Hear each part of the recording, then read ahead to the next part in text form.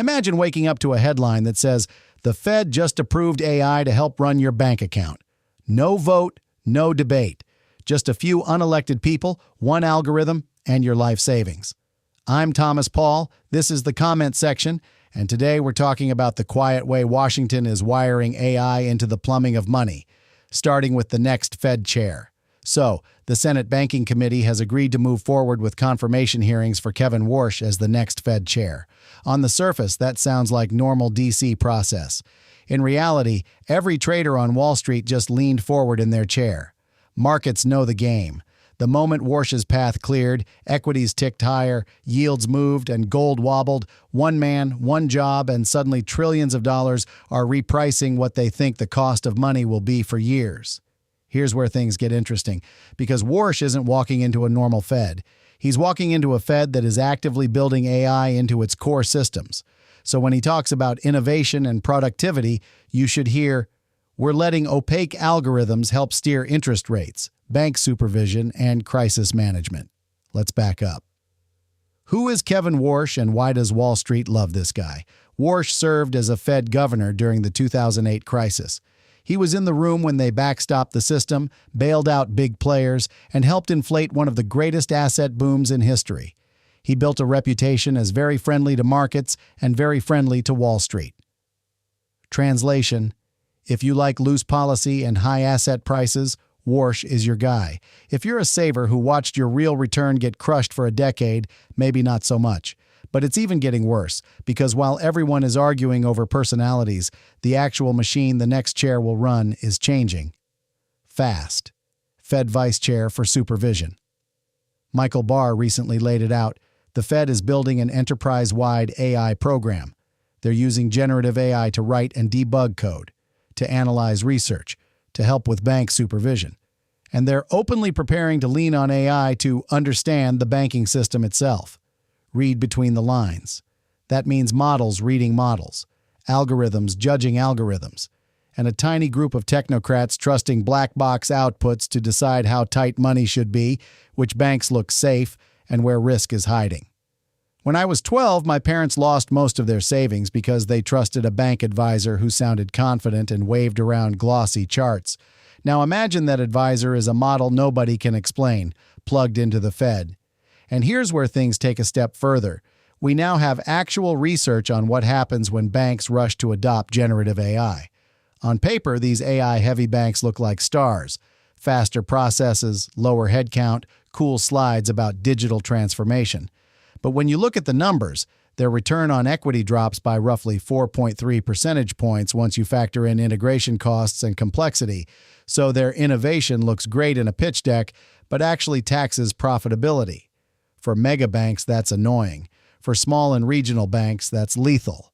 They don't have the balance sheet to eat massive AI integration costs and survive the inevitable glitches. Now add one more concept that should scare you more than any scary headline: algorithmic coupling.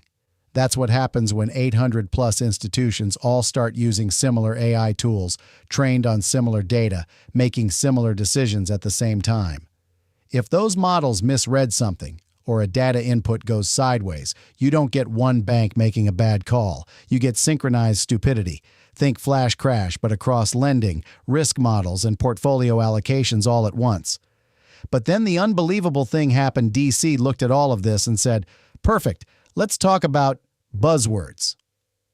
On one side, Treasury puts out reports on AI and finance, warning about cybersecurity, fraud, conflicts of interest. The SEC floated a big predictive data analytics rule, claiming they wanted to limit AI that might put firms' interests ahead of clients. Sounds tough, right? Then, quietly, the most aggressive rulemakings get watered down or pulled back. And nobody touches the real monster in the room: concentration risk, when everyone is plugged into the same AI providers in the same cloud. So the script is, protect consumers in the press release, protect incumbents in the fine print. When I worked at a local newspaper in college, I learned the same economic story could be spun as jobs booming or families struggling just by changing the headline. DC is doing that with AI right now. The headline is Innovation and Inclusion. The body text is, "Don't upset the megabanks." Here's where things get interesting because all of this is happening against a razor-thin macro backdrop. The latest inflation print came in cooler than expected. Markets cheered, stocks rallied, rate cut odds jumped. Everyone's acting like the Fed can glide this thing down gently. Meanwhile, debt is still exploding, federal deficits are sticky, and asset prices are built on the idea that money will stay cheap or get cheaper. Banks are leaning hard into AI to cut costs, manage risk, and juice earnings. So now you have stretched valuations, political pressure for lower rates, and a banking system quietly wiring in complex models nobody fully understands. AI becomes the new excuse to kick the can. Don't worry, the models say it's safe. We've heard that one before. But it's even getting worse. Let's talk politics. On the left, Democrats and technocrats love the AI narrative. Innovation, inclusion, fairer credit, smarter regulation. It all sounds very humane and forward-thinking. In practice, it centralizes power in a handful of models, a handful of megabanks, and a handful of cloud providers who own the compute. On the right, Republicans give long speeches about free markets and overreach, but very few are seriously challenging the Fed's mission creep into algorithmic control. They'll yell about a 25 basis point move in rates, but barely touch who's building the tools that set those rates.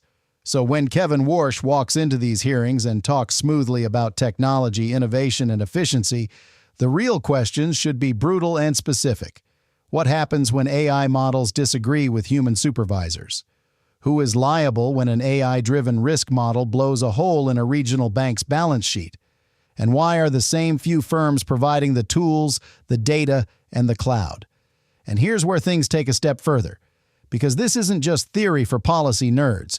You need to translate this into your portfolio. Think of 3 buckets. Bucket 1, megabanks and big tech. These guys benefit from AI scale and regulatory capture. They can afford the integration tax, they get invited into the rule-writing room, and when something breaks, they are too big to fail all over again. Bucket 2, regional and community banks. They face pressure to keep up, but every dollar they spend on AI is a bigger percentage of their capital. They're exposed to the same contagion risk, with less cushion and less political protection. Bucket 3, assets and businesses that live mostly outside the AI hype cycle. Hard assets, strong cash flow companies with conservative balance sheets, boring sectors that don't need a new chatbot to make money. If you're a right-leaning investor, this is not the time to YOLO into every stock that says AI and fintech in the same sentence.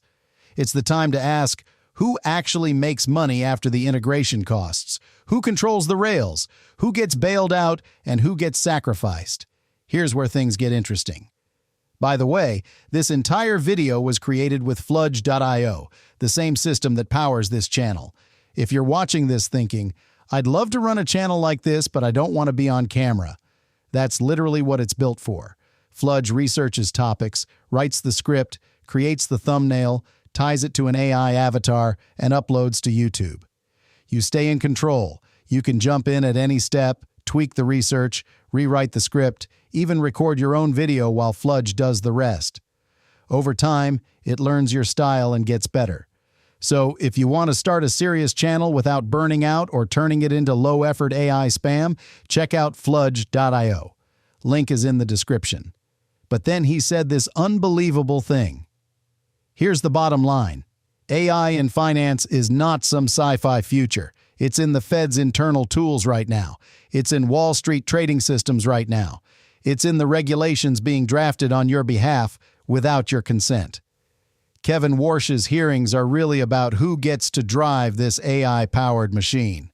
If you care about your savings, your business, and your freedom to operate outside a handful of centralized systems, you should be watching. Demand that senators ask real questions about AI concentration, transparency, and systemic risk. And for your own money, treat AI as both a tool and a counterparty risk. Ask where algorithms sit in the chain between you and your cash. This is not financial advice. It's information so you can think for yourself. Always do your own research and talk to a professional before making investment decisions. Now I want your take. Is AI in the banking system a necessary upgrade or just a fancier way to socialize losses and privatize gains? Drop your thoughts in the comments, hit like if this helped you see through some of the spin, and subscribe to the comment section with Thomas Paul for more no BS breakdowns on AI, money, and politics.